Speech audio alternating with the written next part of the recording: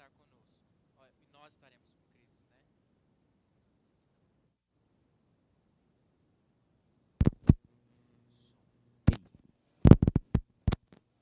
Som. Aqui, acho que foi. Aí. Irmãos, quero começar a palavra dessa noite falando a respeito daquilo que motiva a nossa reflexão bíblica dessa noite, a ministração da palavra. E é justamente o momento que nós vivemos como igreja, onde nós nos preparamos para eleger as nossas lideranças. Para nós é um momento importante, muito marcante, deve ser também para cada um dos irmãos um momento especial. Não só porque a gente vai poder fazer algo diferente, uma assembleia diferente, mas porque o que acontece nesse dia, nessa assembleia, nos conduz para algo importante, que é a forma como a igreja será conduzida, as pessoas que farão parte dessa liderança, e tudo isso deve ser importante para nós, já que nós somos membros dessa igreja, amamos essa igreja e queremos ver essa igreja crescer para a glória de Deus. E claro, o crescimento da igreja não está atrelado ao presbítero, ao diácono eleito, e nem mesmo ao pastor que vem aqui à frente, mas ao nosso Deus. E nós cremos que Ele mesmo é quem escolhe as suas lideranças. Então o que nós devemos fazer nesse tempo é buscar a presença de Deus. E na presença de Deus nós podemos ouvir da parte dEle quais são as escolhas certas a fazer, quem são as pessoas, os nomes. Ah, pastor, mas Deus vai mandar uma lista, como é que é pelo WhatsApp, é por e-mail, vai mostrar a foto para mim numa imagem da pessoa? Talvez sim, não sei, né? Pode ser, se Ele resolver fazer assim, eu não vou dizer para você que não. Mas Deus age por meios ordinários também, pela convicção do nosso coração, pelo nosso intelecto, pela nossa inteligência, por sensibilidade, por percepção. Mas Ele também permite que a gente observe as pessoas que estão ao nosso redor e com profundidade a gente faça uma análise sensível, coerente, daqueles que estão ao nosso redor que podem servir a igreja dessa forma. E é sobre isso que a gente vai refletir nessa noite, a partir do texto de Isaías, capítulo 9. Eu convido você a abrir comigo lá no livro do profeta Isaías, capítulo 9, apenas 2 versículos, o versículo 6 e o versículo 7. E eu digo que precisa ser uma percepção sensível, porque ela não se trata de um julgamento, não é o olhar dizer quem é bom e quem não é, até porque bom só existe um, né? Mas é ter uma percepção daqueles que estão comprometidos com a maturidade cristã, aqueles que estão comprometidos com Cristo e que desejam servir a igreja. E que pode ser um de vocês que está aqui nessa noite também ouvindo. Então eu quero te dar 2 possibilidades de percepção dessa mensagem de hoje. A primeira delas, e se você explorar uma terceira, uma quarta, amém, glória a Deus por isso. Mas eu quero te ajudar te dando pelo menos 2. A primeira delas é como alguém que é um potencial líder. Seja como presbítero, seja como diácono, ou seja como liderança em outras formas de servir na igreja, numa sociedade interna, aquele que já lidera, né, e que ouça essa mensagem e veja o que o texto bíblico fala para nós e perceba se você tem carregado essas características e a necessidade de desenvolver elas. Outra perspectiva é a perspectiva daquele que vai exercer o papel de voto, né, de escolher, de indicar pessoas para essa eleição e que também observa na igreja os seus líderes que já estão constituídos, seja em meio a sociedades internas, ministérios, departamentos, ou mesmo entre os pastores e o conselho e a junta diaconal que já existe hoje. Observar e estimulá-los a viver uma vida de acordo com aquilo que a palavra fala como uma boa liderança. Então, pelo menos essas 2 perspectivas você tem nessa noite. Se você, então, não pode ser eleito, não pretende pleitear cargo algum, ouça como aquele que pode levantar um líder para abençoar a vida da igreja. E eu quero ler com você esses 2 versículos, quero que você preste bastante atenção nesses 2 versículos que nós vamos ler, porque ele é muito comum da gente ler na época do Natal, né? A gente geralmente vai para Isaías 9 quando chega perto de dezembro. A gente ignora Isaías todo o resto do ano para lembrar de Isaías só em dezembro, para ler pelo menos esse trecho aqui, né?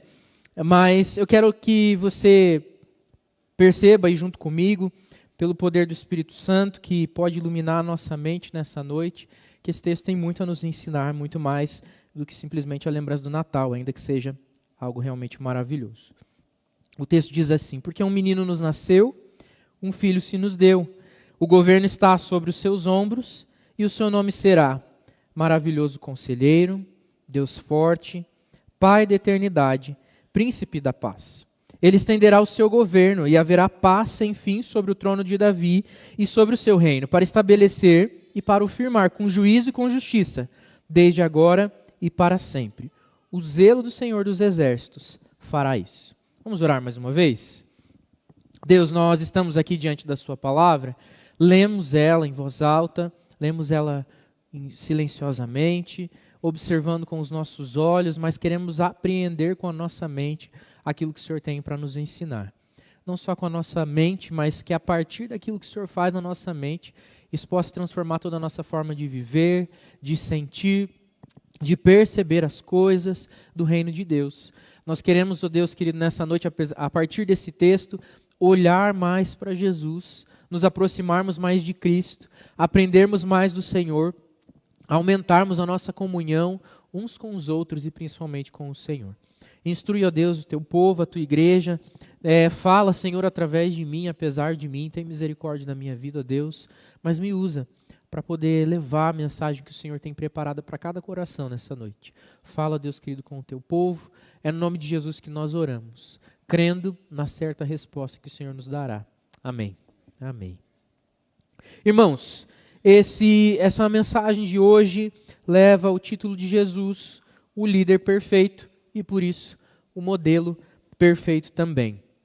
O contexto em que esse texto se passa, se você olhar o capítulo todo e o trecho anterior e seguinte, você vai ver que ele fala claramente a respeito de uma profecia a respeito de um Messias, do Messias, da vinda de um Salvador, alguém que viria redimir o povo. Mas por que ela está encaixada, essa profecia, exatamente aqui, nesse ponto, nesse texto, desse livro do profeta Isaías?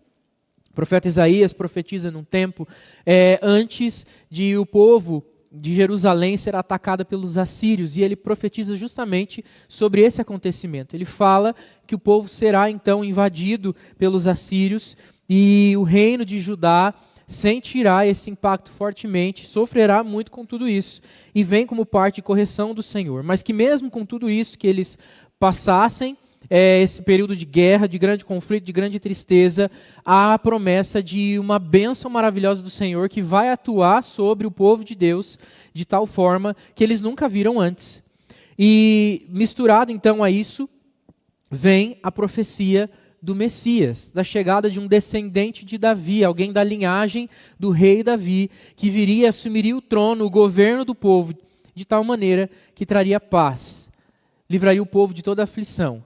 E que isso não seria por um instante, por um reinado, mas eternamente, perpetuamente, eternamente. Não se esgotaria esse reinado desse menino que nasceria e transformaria todas as coisas. E ele dá ainda adjetivos ali no capítulo 7, se a gente voltar, lá no versículo 14, ele chama esse menino de Emanuel, que quer dizer Deus conosco, Deus no meio de nós.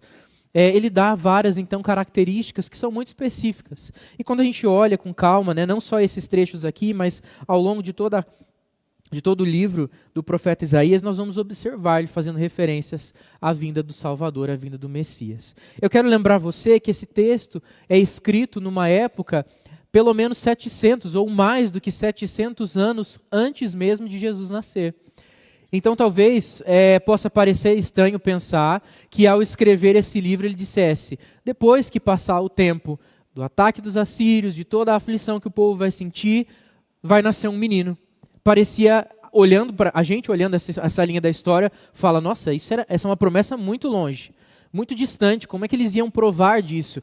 A geração que sofreu da guerra não era a mesma geração que veria o Messias. Eu sempre gosto de lembrar que as profecias elas sempre têm um impacto local e um impacto mais distante, futuro, E geralmente com um sentido mais escatológico, apocalíptico, um sentido aí mais das coisas do fim. E das coisas do fim não necessariamente do mundo acabando, explosões, todo mundo morrendo, desespero, mas das coisas que levam para a eternidade. Jesus não era o fim, mas ele é a finalidade de todas as coisas, né? E essa profecia também leva a Cristo Jesus. Mas levava também, talvez, a uma ideia de que viriam reis que fossem fiéis a Deus e que pudessem, então, abençoar o povo. Mas ainda assim ficava aquele gostinho de quero mais. Nenhum rei talvez pudesse levar essas mesmas características que esse texto fala, de ser chamado de maravilhoso conselheiro, Deus forte, Pai da eternidade, príncipe da paz. Quero voltar um pouquinho com você no versículo 2 ainda do capítulo 9, que ele diz assim, o povo que andava em trevas viu grande luz, e os que viviam na região da sombra da morte, resplandeceu-lhes a luz. O 3, tu, Senhor, tens multiplicado esse povo, aumentaste sua alegria, eles se alegram diante de ti, como se alegram no tempo da colheita, como exultam quando repartem os despojos, porque tu quebraste o jugo que pesava sobre eles, a vara que lhes feria os ombros, o cetro do seu opressor, como no dia da vitória. E aí ele vai descrevendo aí uma situação de renovo completo, total, que na verdade nenhum rei, por melhor que fosse, e até mesmo por mais fiel que fosse a Deus, pudesse trazer com tanta profundidade, com tanta amplitude sobre a vida daquele povo. Porque esse texto realmente fala, no final de tudo, a respeito de Jesus Cristo, um indivíduo único, tão único, e ninguém se iguala a ele. Não só porque ele era um homem especial, mas muito mais porque ele é o próprio Filho de Deus, aguardado, esperado e há muito anunciado. E essa profecia então fala dele. Mas é interessante que esse texto, a gente costuma lembrar dele no Natal, né? Porque ele fala anuncia esse menino que viria, que nasceria, essa criança que surgiria. E isso nos remete muito à manjedoura, ao nascimento, aquele momento em que a estrela para em Belém e nasce essa criança, anunciada pelos anjos, a visita dos pastores, a visita dos sábios do Oriente, os presentes, enfim, uma série de coisas que vem à nossa mente quando a gente fala desse nascimento desse menino. Mas esse texto não fala só a respeito dessa imagem fixa do nascimento, mas ela anuncia o Salvador de maneira completa e leva a gente a perceber quem é esse menino. Ele não é só o menino da manjedoura, nesse momento ilustre, que a gente gosta de reproduzir com pequenas estatuetas, enfeitar as casas e que fica muito bonito na época do Natal, mas ele é alguém que não ficou só na manjedoura, cresceu e no seu desenvolvimento tem um propósito. E no seu caráter ele carrega algo de muito especial, características muito especiais que o fazem ser quem ele é. Primeiro que ele é o Filho de Deus, né? E isso já o faz diferente de todos nós, ele é o herdeiro verdadeiro de Deus, e nós somos co-herdeiros com ele, né? Se podemos ser chamados filhos de Deus, é por causa do verdadeiro Filho de Deus, Cristo Jesus, que partilha conosco da sua herança, que partilha conosco do seu status de verdadeiro Filho de Deus. Ele é o Filho unigênito, único de Deus. Muito bem, esse texto então fala, e ele não dá uma ideia tão pitoresca desse momento do nascimento, mas ele conduz a conversa, ele conduz a profecia falando de um governo. Ele, na verdade, dá um tom muito mais voltado para uma conjuntura política, um cenário político, e aqui político que eu quero dizer é numa estrutura de governo. E claro, com o olhar da época, né, de um rei, de um reinado, de alguém que é constituído rei sobre uma nação, a nação de Deus, o povo de Deus, e que reinaria sobre essa nação continuamente. Continuamente. A primeira coisa que esse texto fala para nós é que o governo está sobre os seus ombros. Isso já diz bastante coisa para nós. É que esse menino, que não permanece menino, mas que se desenvolve, vive no meio dos homens e cumpre a sua missão, carrega sobre si todo o governo. Não existe nenhum governo, governante, líder que possa se erguer para cima com maior importância, com maior poder de mando, com maior poder que seja de qualquer ordem do que Cristo Jesus. O governo está sobre os seus ombros. Por que sobre os ombros? A ideia de carregar um peso, de carregar algo, né? Imagina aí quando você pede lá o gás para trocar o gás da sua casa, e o rapaz que chega com gás, ele chega geralmente com o botijão aqui em cima do ombro, né? Porque talvez para ele seja mais fácil carregar aqui em cima. Eu nunca testei e nem quero me aventurar, porque o pastor Tiago já adiantou hoje cedo, né, que a minha saúde não permite que eu carregue um botijão cheio no ombro. Mas essa ideia de carregar um grande peso sobre si. Talvez a ideia também de um rei que recebe sobre os seus ombros o manto, que diz que ele é um rei. Uma cor específica de manto que indicava que ele era da realeza, que ele fazia parte do alto escalão. O governo está sobre os seus ombros porque a autoridade é colocada sobre Cristo e somente sobre Cristo. O poder está todo sobre Cristo. Cristo é o único que tem essa força, essa condição de carregar esse poder, de exercer governo sobre o povo de Deus. Por isso que ao escolher as lideranças da igreja, sejam os diáconos, sejam os presbíteros, e até mesmo quando nós ordenamos pastores ou reconhecemos, os trazemos para pastorear nas nossas igrejas, eles não são os manda-chuvas, os donos, os governantes da igreja, porque o governo está firmado nos ombros de Cristo. Ninguém pode decidir sobre a igreja acima das decisões do próprio Cristo. Não tem nada que a gente possa fazer para corromper a igreja de tal forma que Cristo perca o controle e ligue desesperado para um anjo, outro anjo, e fala, faz alguma coisa, me ajuda, porque aquela igreja lá está mandando nela mesma muito, então eu preciso de uma ajuda, Espírito Santo, me ajuda aqui. Não, o governo está sempre firmado nos ombros de Cristo. Ele nunca se abala, se altera, fica desesperado porque perdeu esse poder. O governo está firmado nos ombros de Cristo. E a gente precisa lembrar disso constantemente. Quando a igreja vai bem, o governo está firmado nos ombros de Cristo. Se a igreja parece caótica, o governo está firmado nos ombros de Cristo. Se a igreja está crescendo, o governo está firmado nos ombros de Cristo. Se a igreja parece que está diminuindo, o povo anda meio desanimado, não estão vindo muito, meio sem compromisso, o governo está firmado nos ombros de Cristo. E a gente sempre deve recorrer ao dono da igreja, ao rei da nação, que é o povo de Deus, e nós fazemos parte dessa nação. O governo sempre, em todo tempo, está firmado nos ombros de Cristo. Por mais amor que eu possa ter por essa igreja, por mais amor que o pastor Tiago possa ter pela igreja, presbítero Paulo, presbítero Ademir, presbítero Emanuel, presbítero Norton, cada um dos presbíteros possam ter, cada um dos diáconos possam se dedicar, que todos os presbíteros em disponibilidade se juntem e digam, nós amamos muito a igreja, nós não somos capazes de suportar a responsabilidade de carregar o governo da igreja de Cristo sobre os nossos ombros. É um erro muito grande querer pensar que nós podemos então carregar esse fardo sobre nós. Ele é tarefa de Cristo e ele faz com grande amor essa missão de carregar o governo sobre os seus ombros. Ao olhar então que Cristo é o dono da igreja, que ele faz todas as coisas, que ele move toda a igreja, ele move tudo, ele é o rei soberano sobre a nação do povo de Deus, nós devemos então olhar para ele como modelo a seguir. Na verdade, não só aqueles que vão liderar, mas todo crente, pressuposto básico, seguir o modelo de Cristo. Nós somos imitadores de Cristo. Um cristão nada mais é do que um pequeno Cristo, um imitador de Cristo, aquele que minimamente consegue imitá-lo em alguns dos seus aspectos, mas que persegue esse ideal constantemente de ser parecido com Cristo, de ter a mente de Cristo, de ter o caráter de Cristo, de ter a humildade de Cristo, de viver em obediência a Cristo. Cristo é o nosso modelo, é aquele que nos conecta com Deus, é aquele que nos motiva a estar aqui nessa noite, ainda que possam ter outras coisas que nos interessem, que nos alegram e que nos fazem vir até aqui. Cristo é a razão da nossa existência. Foi Ele quem nos resgatou, foi Ele quem entregou a sua vida por nós, foi Ele quem morreu e ressuscitou por nós. Ele quem nos prometeu o Consolador, o Espírito Santo que mora dentro de nós.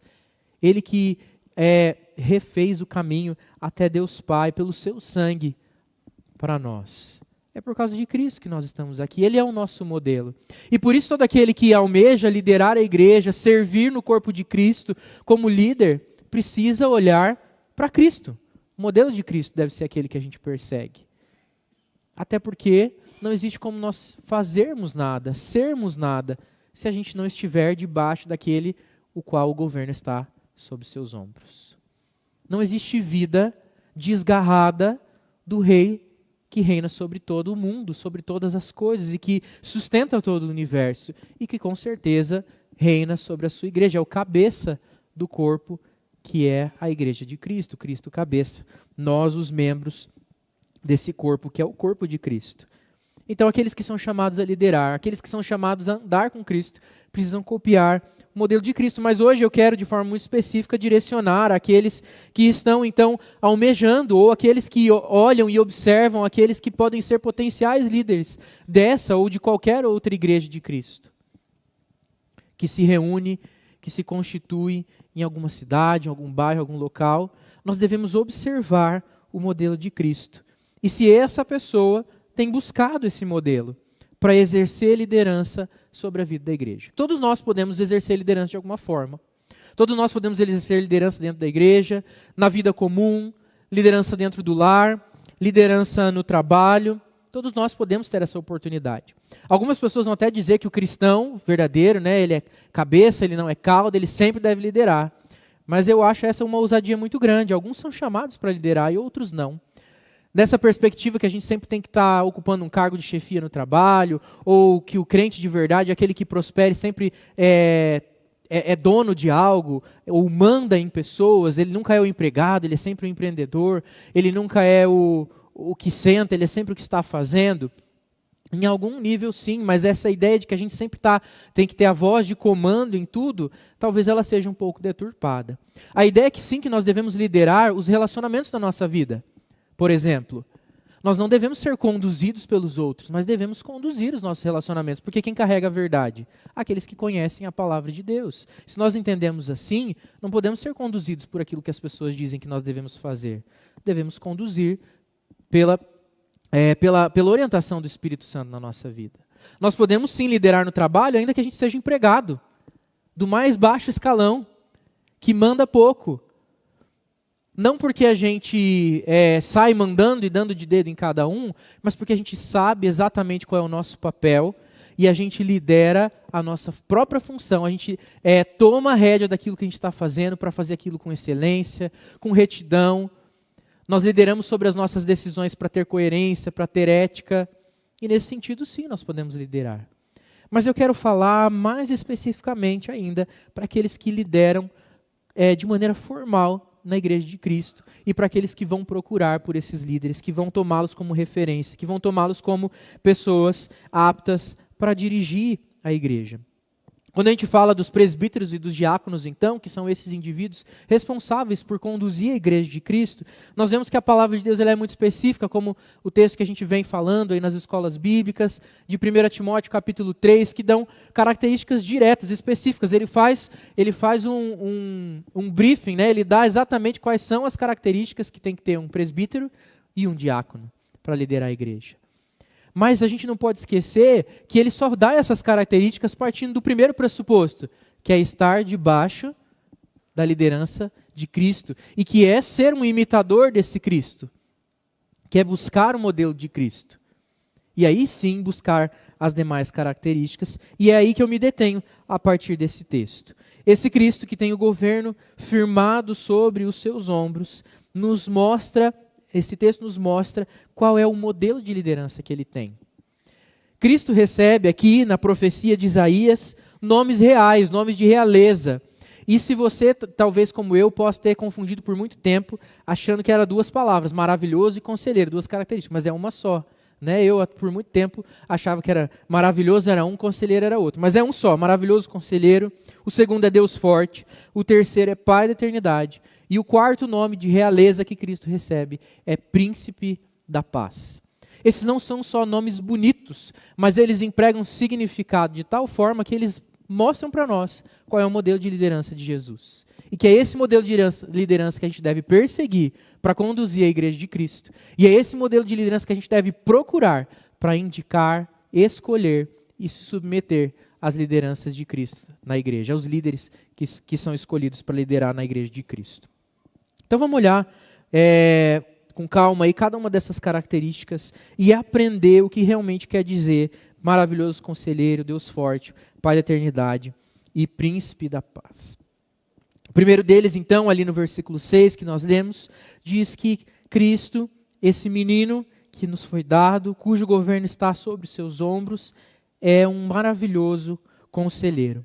Numa estrutura de monarquia, os reis se cercavam de conselheiros, pessoas que lhes dessem sabedoria, que pudessem lhe ajudar a decidir sobre coisas do reino, seja uma situação de guerra, seja uma situação econômica, seja uma situação diplomática, enfim, em tudo eles consultavam os seus conselheiros. Ele podia ter 1, 2, 3, vários conselheiros. Ele reunia, alguns eram especializados, um conselheiro de guerra, esse é um conselheiro de economia, esse é um conselheiro de infraestrutura.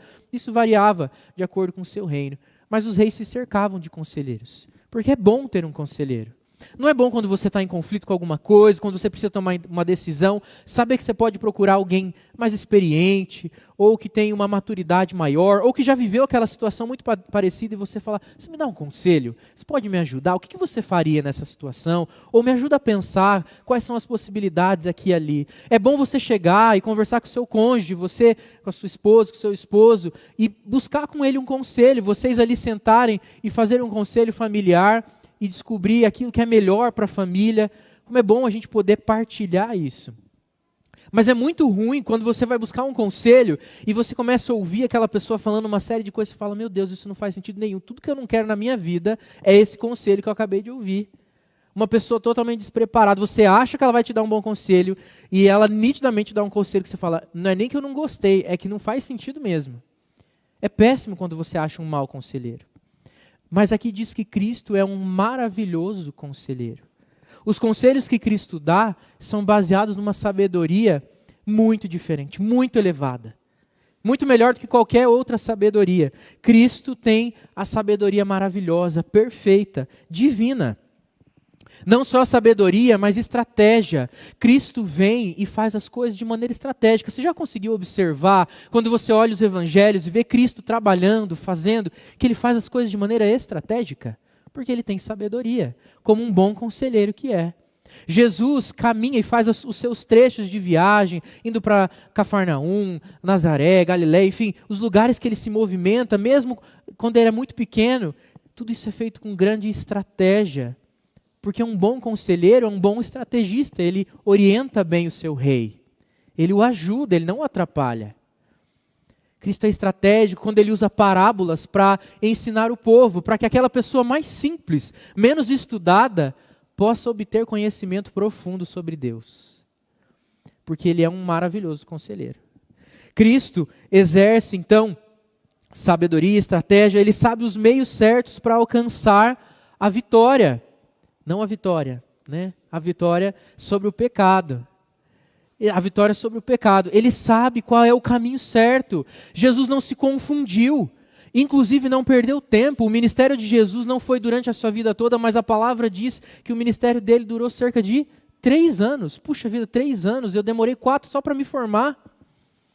Jesus, em 3 anos, com toda a sua sabedoria, fez tudo o que era necessário, sem deixar uma ponta solta, sem deixar um milagre de ser feito, sem deixar uma missão mal cumprida, porque ele tem sabedoria perfeita, ele consegue aproveitar bem o tempo, ele consegue ter estratégia, e ele caminha diretamente para aquilo que traz a vitória sobre a morte e sobre o pecado. E ele fez isso de fato, venceu a morte e o pecado, porque ele é maravilhoso, conselheiro. Jesus é mestre nos relacionamentos. Ele sabe conversar como ninguém conversa. Ele conseguia conversar com o paralítico parado ali na rua, aquele morador de rua, mas ele conversava também com as autoridades.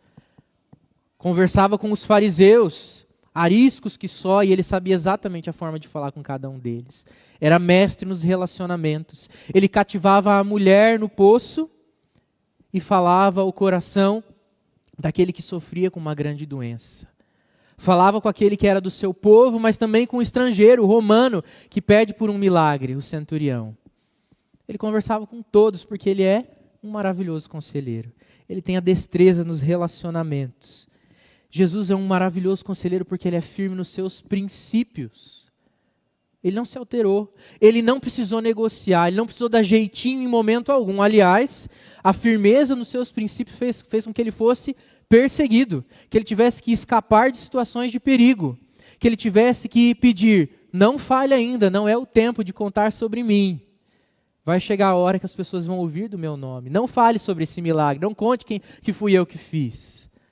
Fazia parte da sua estratégia, da sua sabedoria, da sua capacidade de conselho, de inteligência e de estratégia. Jesus era comprometido e é comprometido com a verdade, porque ele é a própria verdade.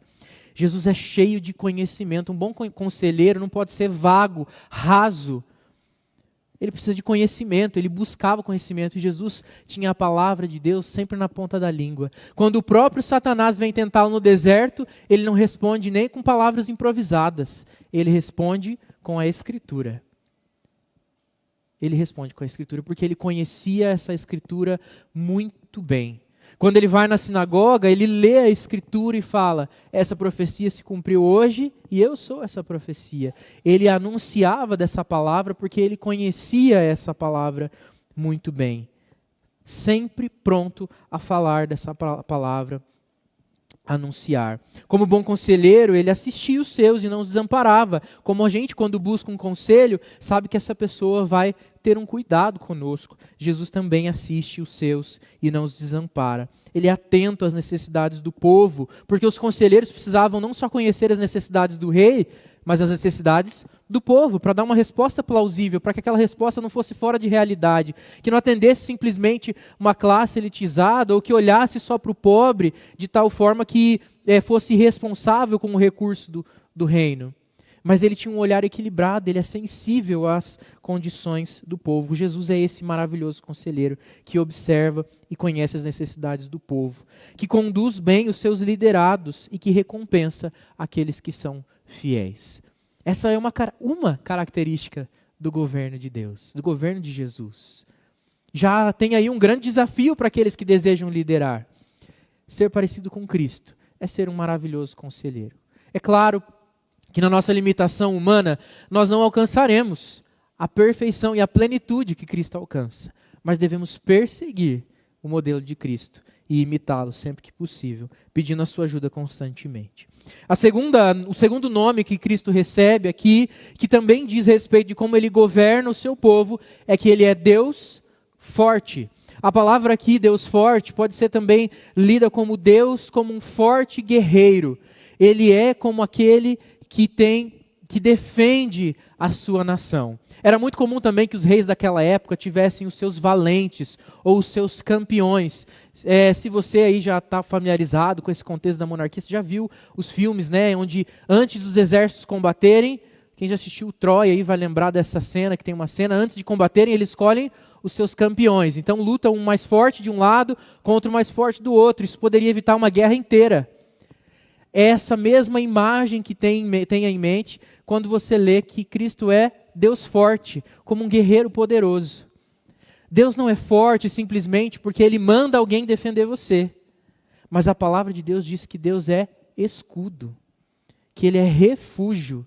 Isso quer dizer que Ele não constrói o muro, Ele é o muro.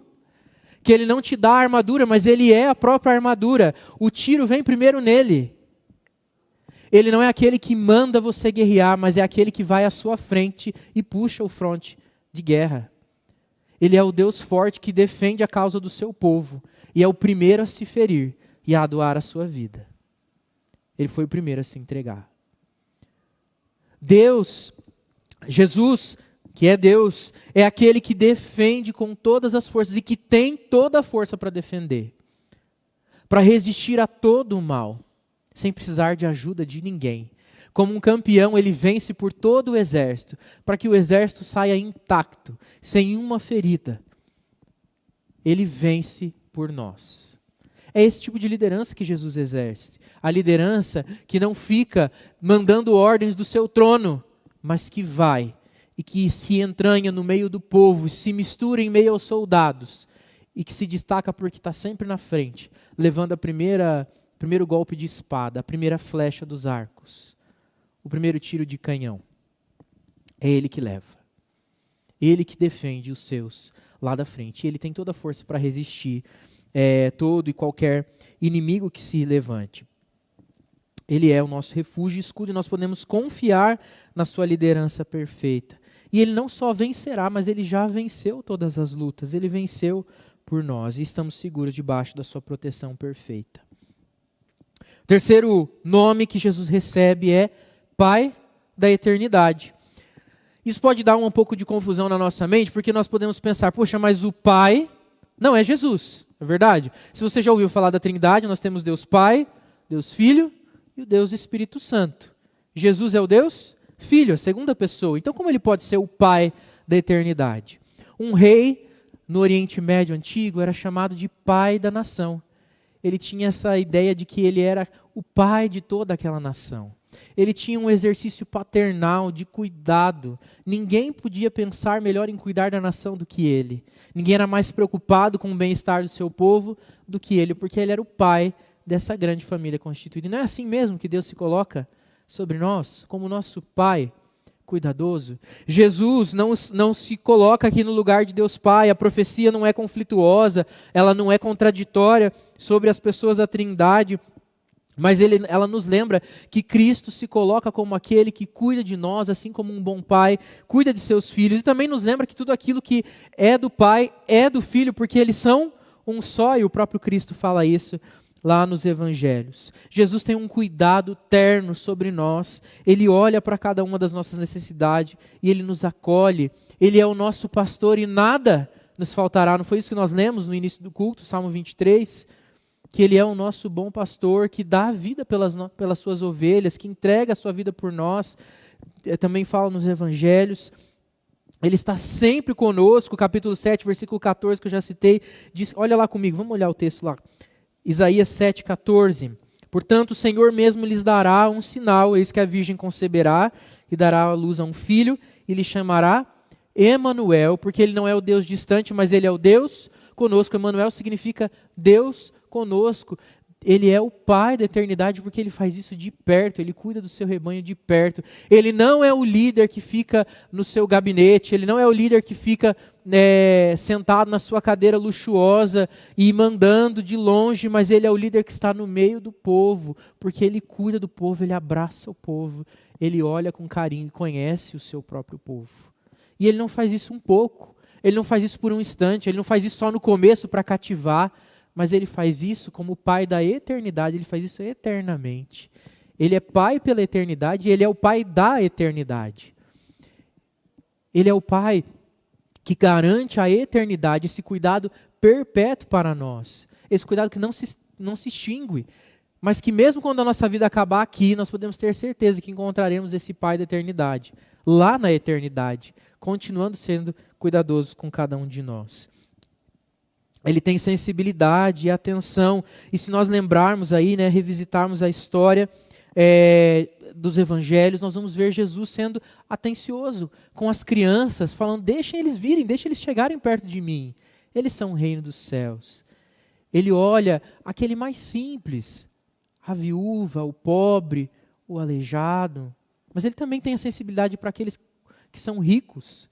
Recebe os que são eruditos, mesmo que for na calada da noite, como Nicodemos, porque ele atende à necessidade de cada um sem fazer distinção daquilo que ele é. Porque ele é perfeito, ele é cuidadoso, amoroso, como Pai da eternidade, como um Pai, ele provê tudo o que nós precisamos. Ele fica atento para que não deixe que nada nos falte, Ele dá provisão e sustenta a nossa vida com saúde, com aquilo que nós precisamos.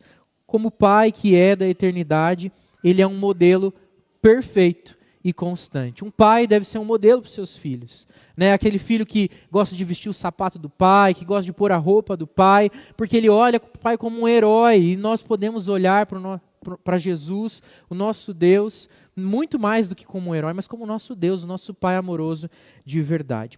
A última característica, a gente já está caminhando aqui para o final e para as aplicações, é que ele é chamado de Príncipe da Paz.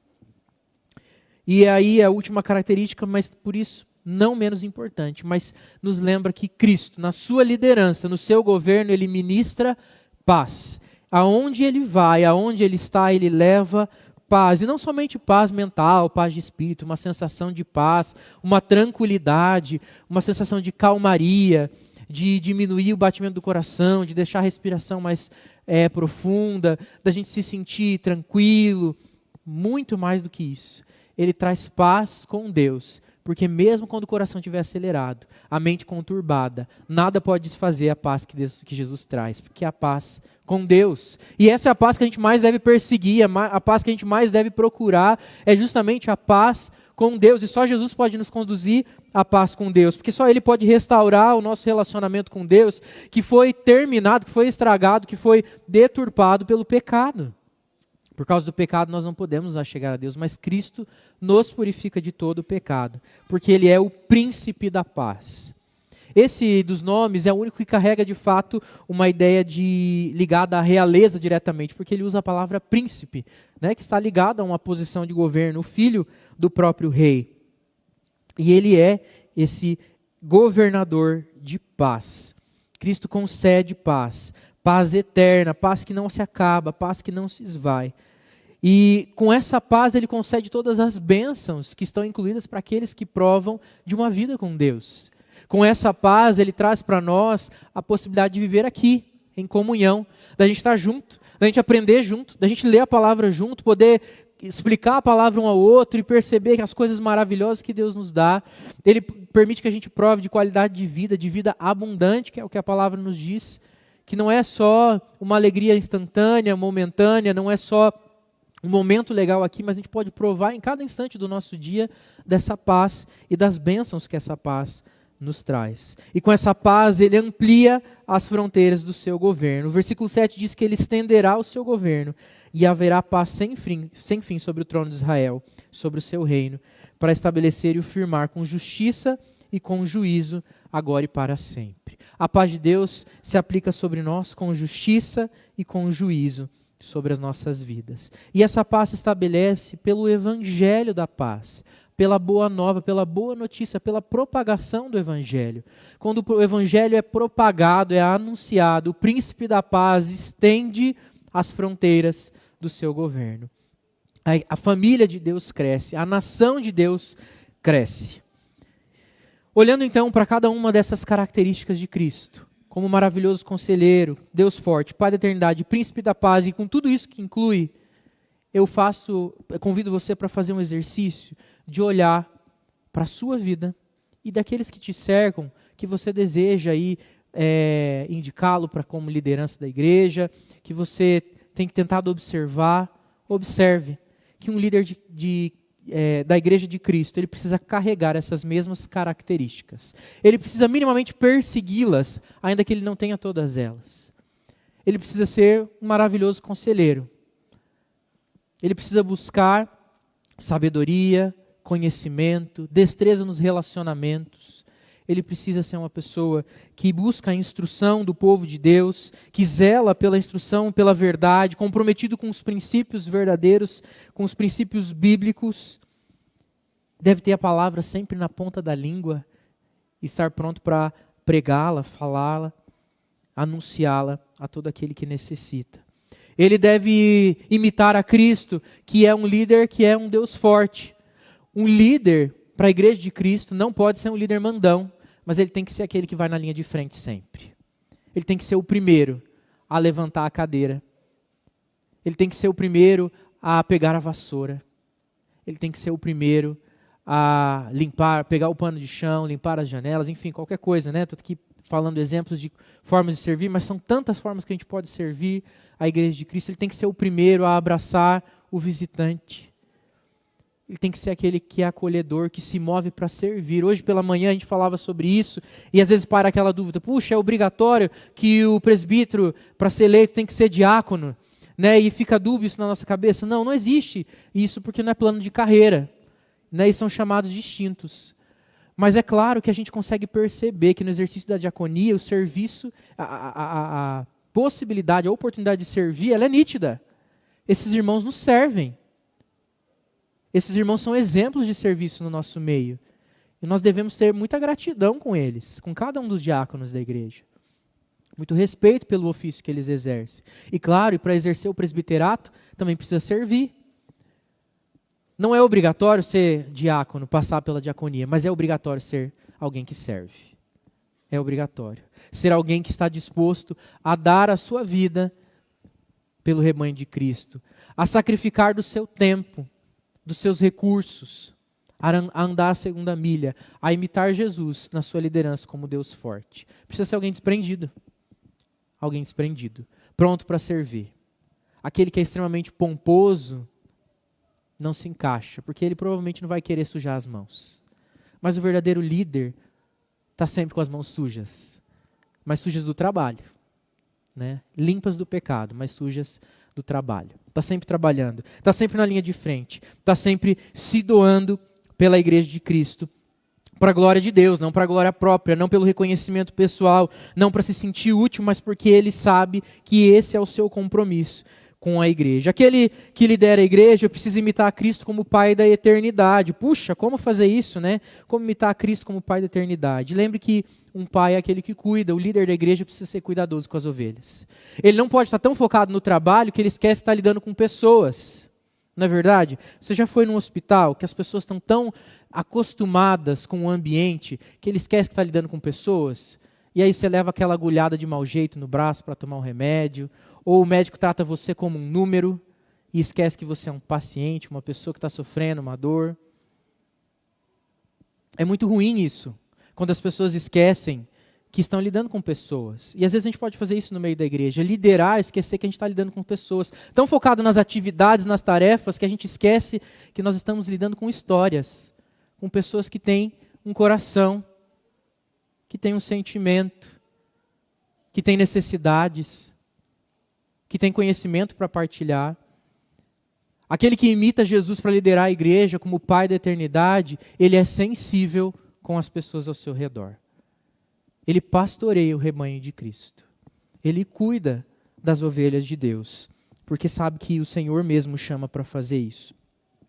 Ele é atencioso, ele é cuidadoso, amoroso e zeloso. Por fim, aquele que imita Cristo Jesus na sua liderança é como um príncipe da paz. Ele leva a paz. Ele leva o evangelho. Ele está sempre disposto a pregar o evangelho e a trazer conciliação. Paz também nas situações. A paz do momento, aquela paz no momento da briga, da confusão. Ele é aquele que persegue essa paz, mas ele também se preocupa para que com cada um dos irmãos esteja em paz com Deus, porque ele fala do evangelho. Porque ele está sempre pronto para levar uma palavra de sabedoria no evangelho, para trazer correção em amor, para que a pessoa se aproxime de Cristo e possa provar de paz com Deus. Que ao nós buscarmos lideranças para a nossa igreja, nós possamos perseguir homens, procurar homens que perseguem esse exemplo de Cristo, que lideram como Cristo lidera, que servem como Jesus, que buscam ser imitadores de Cristo, parecidos com Jesus. E que nós possamos ser essas pessoas também ao exercermos a liderança em qualquer lugar que nós estivermos. Mesmo você que é mais jovem e que talvez ainda não possa assumir essa liderança, você que é mulher e fala, poxa, pastor, essa pregação não foi para mim, eu sou mulher, não posso ser eleita. Né? Os cargos são para os homens. Você também pode exercer papel de liderança em tantas coisas, na sua vida comum e mesmo no meio da igreja. E você também deve perseguir essas características de Cristo, imitar a Cristo. Mas a gente não pode perder de vista a última frase. O zelo do Senhor dos Exércitos fará isso. Não é esforço humano que mantém a igreja de Cristo, porque ela está sobre o governo está sobre os ombros de Cristo. Não é a nossa muita dedicação, não é simplesmente a gente ter muita disciplina, e eu gosto sempre de lembrar disso, porque às vezes a gente pode levar a vida cristã para um aspecto comportamental. Se eu moldar o meu comportamento, então eu vou ser um bom cristão. O zelo do Senhor fará isso. Ele é o maior preocupado com a sua igreja e Ele mesmo vai zelar para que a sua igreja seja conduzida com justiça e com juízo, com paz, com retidão, pelas mãos de homens amorosos, cuidadosos, que pastoreiam o seu rebanho, baseado no modelo de Cristo. Não é esforço humano, é graça divina, é obra do Espírito Santo e expressão do cuidado de Deus sobre a vida da igreja, que farão com que essa igreja e toda a igreja de Cristo sejam conduzidas por pessoas que imitam o exemplo de Cristo Jesus. Por isso que ao nos preocuparmos com o futuro da nossa igreja, com pelo menos os próximos 5 anos, como serão liderados e conduzidos, como nós seremos servidos por aqueles irmãos, nós devemos nos achegar não a eles, mas a Deus, porque é Ele que nos conduz. O zelo do Senhor fará isso, na minha e na sua vida, e na vida de toda a igreja. Nós possamos buscar a face de Deus, a orientação da parte de Deus, e a correção da parte de Deus, para que nós sejamos cada dia mais parecidos com Jesus. Amém? Quero convidar você a orar junto comigo nessa hora, pedindo que o Senhor aplique essa palavra no nosso coração, continue reverberando ela nas nossas mentes, para que essa palavra molde também a nossa vivência diária. Deus bendito, obrigado pela sua palavra que fala tão poderosamente conosco. Obrigado pelo privilégio de poder pregá-la, de poder ministrá-la ao povo de Deus. Obrigado, Deus, por ter sido ensinado por ela também nessa noite, junto com cada um dos meus irmãos. E aplica em nós, ó Deus, o teu povo, que precisa de Ti constantemente. Aplica essa palavra nos nossos corações, agora e ao longo da semana, e ao longo das nossas vidas, que ainda que a gente não lembre de cada palavra, mas que os princípios fiquem implantados em nós, que isso molde o nosso coração, transforme a nossa visão sobre a Tua igreja, sobre o Senhor, sobre o nosso próximo. Desperta, Senhor, líderes parecidos com Jesus, que servem como Jesus, que têm uma liderança servil. No meio da igreja presbiteriana do Tarumã, no meio da igreja presbiteriana do Brasil, no meio da igreja de Cristo espalhado pela terra, Pai querido. Tem misericórdia de nós, nos ajuda. Dá-nos também uma semana abençoada na sua presença. Abençoa cada uma das famílias que estão aqui, com saúde, com paz, dando, Pai querido, do alimento físico, mas com certeza, não deixe faltar, Pai querido, o alimento espiritual que mais precisamos. Sustenta-nos, ó Deus, nos ensina a abençoar as pessoas, a termos uma vida cheia do Espírito Santo, a expressarmos do fruto do Espírito em cada uma das nossas ações, em cada uma das situações que são colocadas a nós. Guarda-nos, ó Deus, de todo mal, de todo perigo. Não permita que o inimigo tente contra a nossa vida e contra aqueles que amamos, que são preciosos para nós. Nos sustenta, ó Deus, é no nome de Jesus que nós oramos. Amém. Que a maravilhosa graça de Cristo Jesus, o amor de Deus, o Pai, a comunhão, a consolação do Espírito Santo seja com cada um de nós, hoje e para todo sempre. Amém. Amém.